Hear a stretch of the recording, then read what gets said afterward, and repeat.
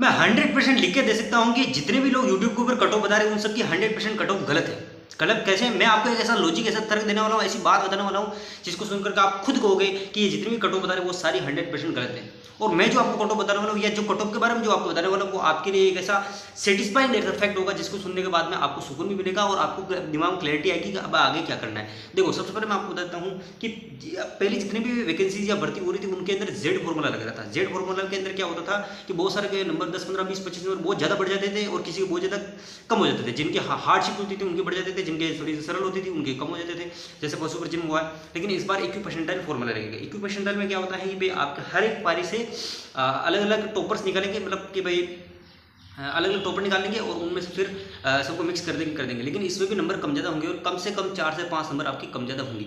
अब ये जितने भी लोग आपको कट ऑफ बता रहे, कट ऑफ कैसे बता रहे कि भाई आप फर्स्ट शिफ्ट में हो, देखो अब शिफ्ट देख नहीं रही है तो सीधे बता रहे कि भाई आपके क्या है कि अगर जनरल की वजह से जनरल की क्या बता रहे कि भाई आपके 80 नंबर या 85 नंबर जो भी बोल रहे हो कि 80 से लेकर 85 आपके सही है। काट पीट की उनकी क्या डेफिनेशन है कि भाई आपके जितने में नेगेटिव हो रहे हैं, मतलब गलत हो रहे हैं, उनके काट लो और जितने बच रहे हैं, यानी काट पीटने की उनकी डेफिनेशन ये होगी कि भाई गलत हो गए। मान लो आपने 90 नंबर किए हैं, 90 प्रश्न किए हैं, 90 में से 10 गलत हो गए, 12 मान लो 12 गलत कर दिए तो 12 के गलत कितने हो गए?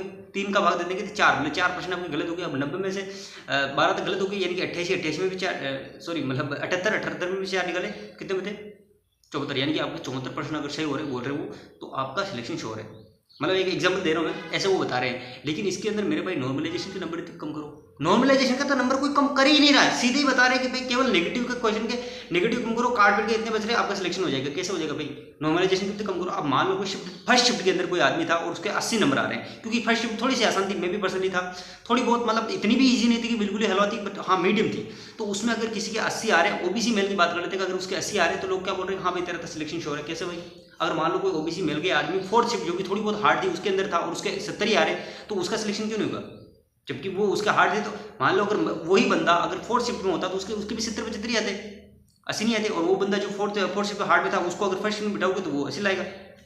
तो आप कैसे बोल सकते हो कि भाई फर्स्ट शिफ्ट वाला का 80 वाला हो जाएगा, इसका नहीं होगा? क्यों भाई? नॉर्मलाइजेशन होगा। नॉर्मलाइजेशन की तो कोई बात ही नहीं करेगा। नॉर्मलाइज आफ्टर नॉर्मलाइजेशन आपके कितने, अब देखो मान लो तो काट पीट के आपके फर्स्ट शिफ्ट के, मान लो देखो ओबीसी जनरल की बात कर लेते हैं। अब जनरल में आपके पहले तो आपको क्या करना पड़ेगा, मान लो आपने जितने भी प्रश्न किए हैं वो देखो, फिर उसमें से कितने सही हैं, फिर उसमें से आपने गलत किया उसके नेगेटिव मार्क, उसके बाद में आफ्टर नॉर्मलाइजेशन कम से कम 3 नंबर तो आपके नॉर्मलाइजेशन अगर आपकी ईजी थी, जो अभी सर बता रहे हैं उससे हम देख लो। फर्स्ट शिफ्ट थोड़ी सी मीडियम थी, फोर्थ शिफ्ट और सेकंड शिफ्ट थोड़ी सी कठिन थी, तो उसके हिसाब से 1-2 नंबर 3 नंबर तक कम से कम बढ़ाओ आपके।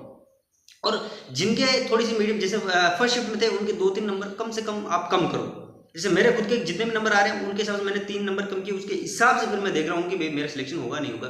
तो इसके हिसाब से मुझे ऐसा लगता है कि जो फर्स्ट शिफ्ट में थे, फर्स्ट शिफ्ट में बता देता हूँ, फर्स्ट शिफ्ट में अगर को आपके जनरल में आपके अगर 80 नंबर आ रहे हैं तो भी आपका सिलेक्शन नहीं होगा। आपके नंबर आने चाहिए कम से कम 85 नंबर, जनरल मेल की बात कर रहा हूँ। क्योंकि 3 नंबर कम से कम आपके नॉर्मलाइजेशन की भी कम होंगे, यानी कि 83 के आसपास होगा, तो 85 वाला श्योर सिलेक्शन। जबकि जितने भी लोग आ रहे हैं, ज़्यादातर लोग क्या बोल रहे हैं, बच्चों को खुश करने के लिए, व्यूज़ के लिए, कि बच्चे खुश हो जाएंगे हमारी कोचिंग से पढ़े हैं, तो उनको क्या है कि थोड़ी सी कट ऑफ कम बता दे। क्यों भाई? जो फैक्ट है वो बताओ।